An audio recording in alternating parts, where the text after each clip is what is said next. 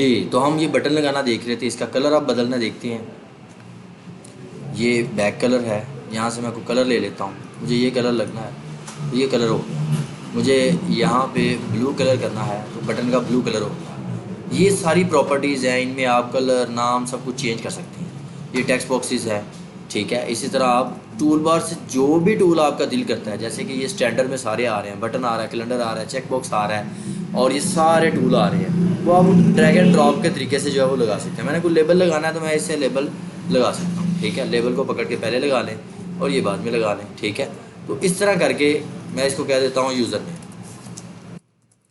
इस तरह करके ये यूज़र नेम और ये आ गया, बटन एंड पे लगा देते हैं, ठीक है। एक ही लाइन में मैं लगा रहा हूँ, लेकिन बहरहाल आप मल्टीपल लाइन में भी लगा सकते हैं, ठीक है। एक फॉर्म डिज़ाइन करें, उसमें BR लगा के तो आप मल्टीपल लाइन में लगा लें, ठीक है। तो इस तरह ओरिजिनल अभी हमारा काम ये नहीं है, हम इसको डिलीट कर देते हैं, इसको भी और इसको भी। अब हमने समझना है साइन अप, ठीक है। पहले से कोई बटन लगा हुआ है, उसका कलर भी ऐसे ही चेंज होगा। साइन अप के ऊपर मैं डबल क्लिक करता हूँ तो इसकी कोडिंग खुल जाएगी। ये जब हम साइन अप पे क्लिक करते हैं तो ये कोडिंग जो है वो कॉल होती है, ठीक है। सबसे पहले तो वैलिडेशन चेक होती है, ठीक है। वैलिडेशन में ये फर्स्ट नेम यूज़र नेम खाली तो नहीं है, सारा कुछ ये चेक होता है, ठीक है। क्या पासवर्ड कन्फर्म पासवर्ड बराबर हैं, ये चेक होता है। फिर चेक यूज़र नेम, क्या यूज़र नेम पहले से मौजूद है। राइट क्लिक करके गो टू डेफिनेशन में जाएँ तो वो ये नज़र आ जाता है, पहले से मौजूद किस टेबल में जी। क्या यूज़र नेम के टेबल में पहले से मौजूद हो तो वो उसको रजिस्टर्ड नहीं करने देगा, कहेगा यूज़र ऑलरेडी रजिस्टर्ड, ठीक है। अगर हम उसकी बात करें देन इससे आगे हमने जाना है तो ये कनेक्शन है। ये हमारे पास क्या करेगा, कनेक्शन लेके आएगा सीक्वल का और कनेक्शन को ओपन करेगा और यहाँ पे इंसर्ट की क्वेरी लगे। यूज़र के टेबल में user name, password, user role, first name, ठीक है, लास्ट नेम को इंसर्ट करो, उसकी वैल्यूज़ टेक्स्ट बॉक्सेस से उठा के सेट कर दो। तो एक एक की वैल्यू टेक्स्ट बॉक्सेस से उठा के सेट की, ठीक है। जिस तरह इंसर्ट की क्वेरी के अंदर सारे फील्ड हैं, उसी तरह टेक्स्ट बॉक्सेस के साथ फील्ड लिखते हैं तो वो इंसर्ट की क्वेरी हो जाती है। वो यहाँ पे क्वेरी को हम पकड़ रहे हैं, यहाँ पे क्वेरी को एग्जीक्यूट कर रहे हैं, फिर हमें रिजल्ट मिलता है। रिजल्ट 1 उस सूरत में मिलता है कि अगर रिकॉर्ड इंसर्ट हो गया हो, अदरवाइज एल्स में क्या करेगा, देयर इज़ एन एरर, ये कह देगा। अगर रिकॉर्ड मिल गया है तो हमें लॉगिन के पेज पे ले जाएगा। तो आपने देखा कि जैसे ही मैं यूज़र को रजिस्टर्ड कर रहा था तो यूज़र लॉगिन हो गया था, ठीक है। तो हम अब देखते हैं कि क्या वो यूज़र लॉगिन भी होता है। उसके लिए हमारे पास जो फॉर्म है वो लॉगिन का फॉर्म, ठीक है। तो मैं लॉगिन के फॉर्म पे जाता हूँ, ये लॉगिन का फॉर्म है। किसी भी फॉर्म का ये बैकएंड PHP कोडिंग होती है, ठीक है। ये सारे लेबल लगे हुए हैं, ईमेल, फॉर्म, पासवर्ड वगैरह, और डिज़ाइन से भी देख सकते हैं। ये देखिए, ये ईमेल है, ये पासवर्ड है, ये साइन इन का बटन है। अगर मैं साइन इन के बटन पर डबल क्लिक करता हूँ, ठीक है। दूसरा तरीका क्या है, आप राइट क्लिक करके व्यू कोड कर लें। राइट क्लिक करके व्यू कोड कर दिया तो ये इसके अंदर भी वैलिडेशन है, ठीक है। और लॉगिन है, लॉगिन होने से पहले वैलिडेशन चेक करता है कि यूज़र नेम और पासवर्ड खाली तो नहीं है। फिर क्या करता है, कनेक्शन को ओपन करता है। कनेक्शन को ओपन करने के बाद फिर एक क्वेरी लगाता है। क्वेरी किस टेबल से लगाता है, यूज़र्स के टेबल से, कि क्या ये यूज़र ईमेल, क्या ये पासवर्ड इसके अंदर मौजूद है। अगर तो मौजूद है तो ये सारा डाटा हमें ला के शो करता है, ठीक है। तो जैसे ये डाटा मिलता है, क्या करता है, हमारे पास डाटा टेबल फिल कर देता है। डाटा टेबल ऑफलाइन कनेक्टिविटी होती है कि हम थोड़ी देर के लिए आर्जी तौर पे डाटा लेके आ सकते हैं। कोई भी इसमें आपको चीज़ अगर वीडियो में समझ ना आ रही हो, कनेक्शन क्या है, डाटा टेबल क्या है, तो आप साथ ही गूगल भी कर सकते हैं, उनका पूरी डिटेल आपको मिल जाए। तो डाटा लेने के बाद हमने डाटाबेस का कनेक्शन क्लोज़ किया। अगर हमें डाटा रोज़ मिल गई, ठीक है, तो हम क्या करते हैं, यूज़र नेम को सेशन में रखा दिया, ईमेल को सेशन में रखा दिया, ठीक है। सेशन में हम डाटा क्यों रखाते हैं कि जब तक एप्लीकेशन चलती रहे डाटा सेशन में सेव रहता है, क्योंकि जो यूज़र लॉगिन है वो हमें बार बार उसका नेम और पासवर्ड चाहिए होता है, ठीक है। तो मैं इसको लॉगिन करता हूँ, ए के साइन इन पे क्लिक करता हूँ। तो ये क्या हुआ, साइन इन होने के बाद हमें डिफ़ॉल्ट के पेज पे ले गया, ठीक है। ये देखिए, ये डिफ़ॉल्ट के पेज पे हम डिफ़ॉल्ट पेज हमारे पास होम पेज है। मैं यहाँ पे डिफ़ॉल्ट पेज में आ गया, ठीक है। तो ये देखें, ये हमारे पास डिफ़ॉल्ट पेज है, ठीक है। डिफ़ॉल्ट पेज में जस्ट कोई नहीं है, बस जस्ट डिज़ाइनिंग ही है और कुछ नहीं है। अब हम इधर क्लिक करते हैं, व्यू आर यूज़र रजिस्टर तो कर ली है, अब सारे यूज़र्स को देखना है। सारे यूज़र को एडमिन ही देख सकता है और मुतलका यूज़र अपने यूज़र को देखेगा। तो ये हमारे पास FRM व्यू यूज़र है, FRM व्यू यूज़र। मैं इस पर डबल क्लिक करता हूँ, ठीक है। इसकी PHP की HTML की कोडिंग खुल गई। डिज़ाइन पे क्लिक किया तो हमें इसका ये व्यू नज़र आ गया। क्या है इसमें, मैंने एक ये लेबल लिए हुए एरर के लिए, ये भी हेडिंग ली हुई है, और ये मैंने एक लिस्ट व्यू लिया हुआ है, ठीक है। तो लिस्ट व्यू भी उधर टूल बॉक्स से आपको लिस्ट व्यू भी मिल जाएगा, टूल बॉक्स से आप लिस्ट व्यू ले सकती हैं। लिस्ट व्यू में मैंने ये name, user name, email, password और ये एक्शन रखे हुए हैं। इनको देखना है तो ये देखें, ये पीछे HTML कोडिंग में जाके देख लें आप। ये HTML कोडिंग है कि मैंने जनाब एक लिस्ट व्यू लिया है, उसमें टेबल हेडिंग है ये वाली, ठीक है, और उसमें जो डाटा है वो ये वाला है। अब ये डाटा डेटाबेस से आ रहा है, first name, last name, user name, email, password, ठीक है। और ये मैंने बटन लगाया हुआ है अपडेट का, ठीक है। तो क्योंकि अपडेट पे क्लिक करूँगा, डाटा मैंने अपडेट करना हो अगर अपनी प्रोफाइल को, तो कैसे करूँगा। तो इसकी अगर मैंने C# कोडिंग देखनी है तो यहाँ पर राइट क्लिक करके व्यू कोड, या फॉर्म के ऊपर राइट क्लिक करके व्यू कोड, या F7 दबाऊंगा तो कोडिंग आ जाएगी। ये कोडिंग है। जब पेज लोड होता है तो हमें क्या करता है, सारे यूज़र दिखा देता है, ठीक है। ये देखें, पेज लोड होता है, ये बस जस्ट सेटिंग है। यहाँ से असल काम शुरू होता है कि अगर सेशन में यूज़र नेम एडमिन है तो ये वाली क्वेरी लगा दो, अगर नहीं है तो ये वाली क्वेरी। यानी कि अगर सेशन में एडमिन है तो क्या करेगा, सारे यूज़र्स को दिखा देगा। अगर सेशन में एडमिन नहीं है तो जस्ट और जस्ट जो ईमेल मौजूद है उसका डाटा दिखा जी। तो ये सेशन को जो है वो सेशन यहाँ पे काम आ गया। एडमिन है सेशन में तो एडमिन क्या करेगा, सारा रिकॉर्ड देखेगा। यूज़र है तो वो अपने रिकॉर्ड देखेगा। रिकॉर्ड अगर मौजूद है तो ये क्या करेगा, लिस्ट व्यू के अंदर वो रिकॉर्ड पुट कर देगा और उसको बाइंड कर देगा। अगर रिकॉर्ड नहीं मौजूद तो एरर दिखा देगा, ठीक है।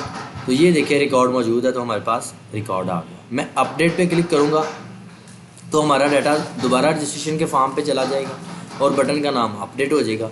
तो FRM रजिस्टर्ड, पहले था यूज़र रजिस्टर्ड, मैंने एक अलग से फॉर्म बनाया FRM रजिस्टर्ड, ठीक है। तो क्या होता है, ये सारा डाटा इसमें हम शो करते हैं, ठीक है। इसके व्यू कोड में जाती हैं, ठीक है।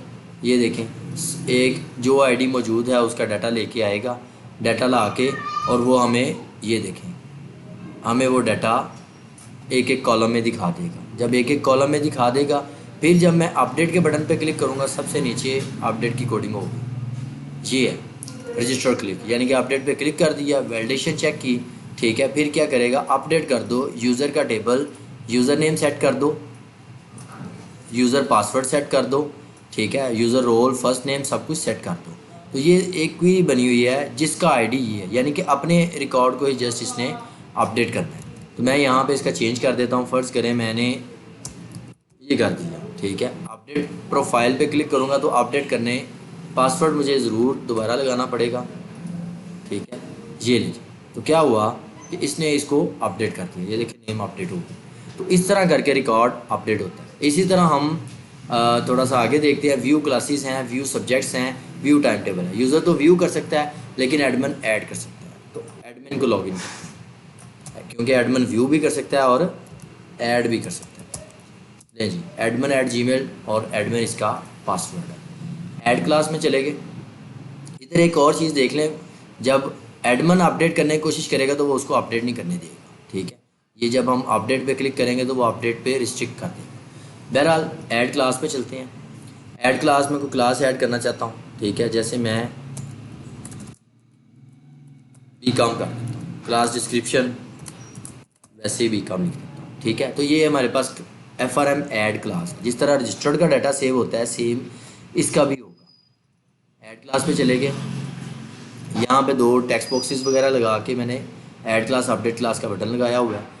ऐड क्लास पे जब मैं क्लिक करूँ तो इसका कोडिंग को ओपन करते हैं। ये फॉर्म खुला और देन एक ही फॉर्म पे अब ऐड होगा और इसी पे अपडेट होगा, ठीक है। ये देखें, जब ऐड क्लास क्लिक होता है, ठीक है, वैलिडेशन चेक करने के बाद क्या करता है, इंसर्ट इनटू ऐड क्लास, ठीक है। ऐड क्लास में इंसर्ट रिकॉर्ड कर देता है। रिकॉर्ड ऐड होने के बाद क्लास एडिट सक्सेसफुली का मैसेज आएगा, ठीक है जी, क्लास एडिट सक्सेसफुल। अब हम जाते हैं व्यू क्लास। बिल्कुल जिस तरह व्यू यूज़र हो रहे थे, यहाँ व्यू क्लास है, बस यहाँ पे एक बटन इंक्रीज़ हो गया डिलीट का, ठीक है। तो FRM व्यू क्लास में चले जाते हैं। इसमें चले गए, मैंने डिज़ाइन ओपन किया, ये सेम उस तरह लिस्ट व्यू मैंने लिया हुआ है, ठीक है। इसकी कोडिंग में जाता हूँ। कोडिंग खोलनी है, आप इधर राइट क्लिक करके F7 दबा लें या राइट क्लिक करके व्यू कर लें, ठीक है। तो यहाँ पे ये देखें क्या कर रहा है कि लोड पे ही सारी क्लासेस लोड कर रहा है। हर क्लास का ID name description add class से। ऐड क्लास का टेबल यहाँ पे आपको नज़र भी आ रहा है। मैं इसको एडिट 200 कर दूंगा तो ये देखें मेरे पास वो क्लास ऐड हो गई हुई है। ठीक है, तो अब ये क्या कर रहा है, ऐड क्लास के टेबल से सारा डाटा लेके आ रहा है और उस ऐड क्लास को लिस्ट व्यू में दिखा रहा है। ठीक है, इतना काम है इसका। जब लिस्ट व्यू में डाटा आ जाता है, मैं फिर अपडेट पे क्लिक करना चाहता हूँ।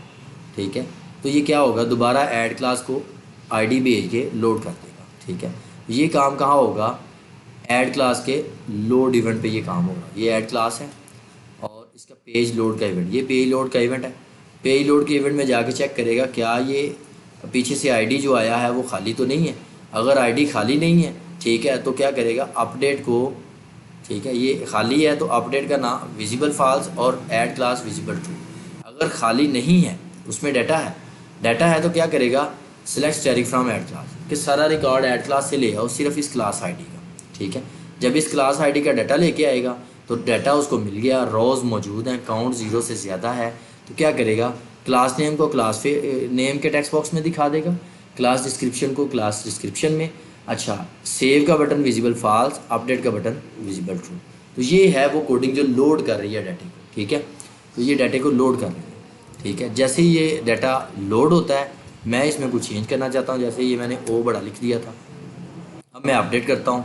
ठीक है, तो सारी बात है, उधर ही अपडेट बटन भी है, आप इधर से भी बटन्स को ढूंढ सकते हैं। ठीक है, ये जो ड्रॉप डाउन है इसमें जाके अपडेट क्लास क्लिक, ठीक है, इस पर क्लिक करें तो ये अपडेट का कोड निकल आएगा। ये अपडेट कर दो ऐड क्लास को, उसका नेम ये सेट कर दो, डिस्क्रिप्शन ये सेट कर दो, लेकिन हम जिस आईडी का करना चाहेंगे सिर्फ उसी का होगा। अगर आपने वेयर नहीं लगाया तो सारा रिकॉर्ड बदल सकता है। वेयर ज़रूरी है कि सिर्फ अपना ही रिकॉर्ड अपडेट करें, और रिकॉर्ड अपडेट करने के बाद हमें फिर FRM व्यू क्लास पे ले जाता है।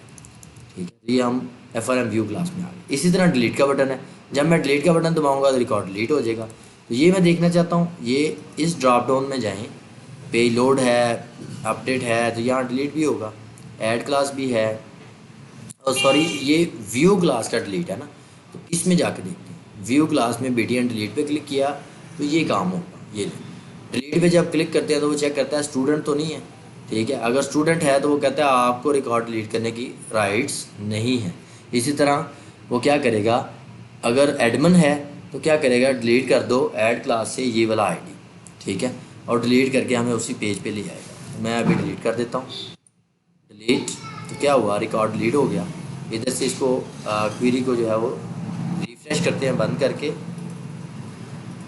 ये तो मैंने ये रिफ़्रेश किया तो क्या हुआ कि ये रिकॉर्ड दोबारा मेरे पास आ गया, लेकिन डाटा डिलीट हो गया। ठीक है, इस तरह डाटा डिलीट होता है। अब हम ये देख लिया हमने, थोड़ा सा अब आगे चलते हैं। बिल्कुल ऐड सब्जेक्ट उसी तरह, ऐड सब्जेक्ट में हम क्या करते हैं, मैं कर देता हूँ सॉफ्टवेयर डेवलपमेंट, ये एक सब्जेक्ट डाल देता हूँ। ये ड्रॉप डाउन में आ रहा है, मेरी क्लास आ रही है, जो भी क्लासेस उधर ऐड करेंगे वो इधर आ जाएंगी। राइटर, सिलेबस, जितना भी सिलेबस का डाटा है वो आप इसमें लंबा चौड़ा जो है वो राइट डाउन करें। मटेरियल उसका ऑनलाइन, ठीक है, मसलन ज़्यादातर वेबसाइट होती हैं, ठीक है, software.com, जो भी उसकी ऑनलाइन है, अगर उसकी कोई इमेज है वो इमेज भी ले लें। ठीक है, और ऐड सब्जेक्ट कर दें, मैंने ये ऐड सब्जेक्ट कर दिया। वो कह रहा है इमेज जो है वो ज़रूरी है। ठीक है, तो इस तरह आप, अगर आपका सॉफ्टवेयर C ड्राइव में या D ड्राइव में चल रहा होगा तो वो इमेज लगा लेगा। ठीक है, अगर थोड़ा सा दूर करके सॉफ्टवेयर जैसे मेरा चल रहा है, वो कह रहा है कि पार्ट जो है वो लंबा है, तो वो नहीं लगाएगा। मतलब आपने अपने प्रोजेक्ट को D ड्राइव में ही रन करना है। ठीक है, तो इस तरह करके वो सब्जेक्ट भी ऐड करेगा, और व्यू सब्जेक्ट पे क्लिक करूँगा तो मैं व्यू करेगा। लेकिन इधर जो है ना, ये इमेज ऐड करना ज़रूरी है। अब मैं व्यू सब्जेक्ट पे क्लिक करता हूँ, ये देखिए पहले से जो मैंने व्यू सब्जेक्ट किया हुआ है, तो उसको ये इमेज जो है वो इसने इधर लगाई हुई है। ठीक है, ये पहले से मैंने एक रिकॉर्ड डाला हुआ है, इसको उसी तरह अपडेट करेगा।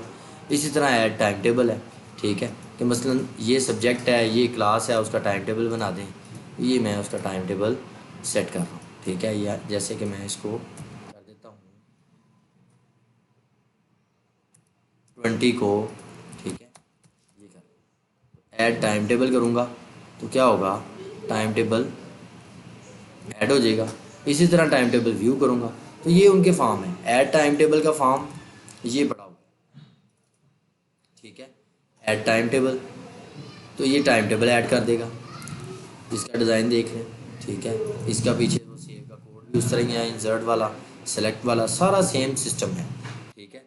अभी ऐड सब्जेक्ट में अगर हम एक चीज़ करना चाहें कि मैं रिस्ट्रिक्शन ख़त्म करना चाहूँ, कि कैसे हम रिस्ट्रिक्शन ख़त्म कर दें कि हमें इमेज के बगैर ही काम करने दें, ठीक है। तो उसके लिए हम व्यू कोड पे जाते हैं, वैलिडेशन में चले जाते हैं, यहाँ ड्रॉप डाउन से देख लें वैलिडेशंस, वैलिडेशन में गए, ठीक है।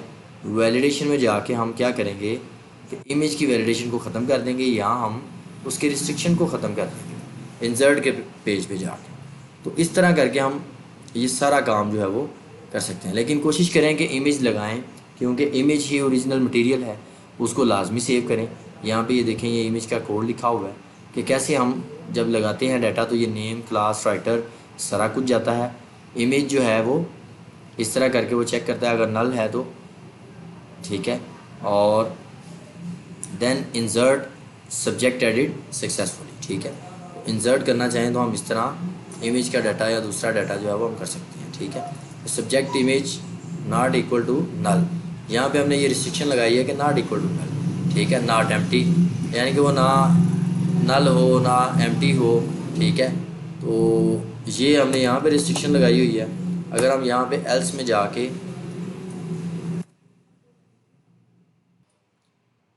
कुछ भी करने की ज़रूरत नहीं है, वैसे ये सब्जेक्ट बगैर उसके सेव कर देते हैं। जैसे कि मैं यहाँ पे ये सब्जेक्ट चूज़ कर रहा हूँ, एमफिल, ये मैंने राइटर लिखा, ये डाटा लिखा, और ये मैंने डाटा लिखा, और मैं इसको सेव करना चाहता हूँ तो ये डाटा सेव कर रहा है, ठीक है। तो मतलब आप इमेज ज़रूरी नहीं है, अगर इमेज नहीं लगाई तो ये एम्प्टी आ जाएगा खुद ही, ठीक है। तो आप बगैर उसके जो है वो इसको इमेज को कर सकते हैं, ऐड सब्जेक्ट को कर सकते हैं, ठीक है। इसकी कोई रिस्ट्रिक्शन लाजमी नहीं है, ठीक है। आप इजीली जो है वो इसको सेव कर सकते हैं। तो ये हमारा प्रोजेक्ट था। इसके हवाले से आप कॉन्फिडेंट हो के अपना वाइवा दें, ठीक है। डिज़ाइन, कलर चेंज करना, बटन चेंज करना, एसक्यूएल सर्वर में डेटाबेस कहाँ पे है, उसमें कौन सा टेबल है, ये टेबल आ रहे हैं आपके सामने, ठीक है। कनेक्शन कहाँ पे है, ये कनेक्शन के अंदर इसका कनेक्शन पड़ा हुआ है, ठीक है। और इंसर्ट की क्वेरी कहीं पे आप किसी के भी फार्म को इंसर्ट का उसका फार्म खोल के दे सकते हैं। ऐड सब्जेक्ट जैसे मैंने ये खोला है तो ये इंसर्ट की क्वेरी है जी, ठीक है। डाटा दिखाने की क्वेरी कहाँ पे है, कोई व्यू का फार्म पकड़ें इधर से, ठीक है। जैसे ये व्यू का फार्म है, ठीक है, तो इसके पेज लोड पे चले जाएं तो ये हमारे पास डाटा शो की क्वेरी है। इस तरह ये डाटाबेस लिस्ट व्यू के साथ बाइंड कर रहे हैं। तो इस तरह के जो भी क्वेश्चंस हैं उसमें आप जो है वो लाजमी जो है वो कॉन्फिडेंट होकर बाय बाउंड को दें। बहुत शुक्रिया, थैंक यू, अल्लाह हाफिज़।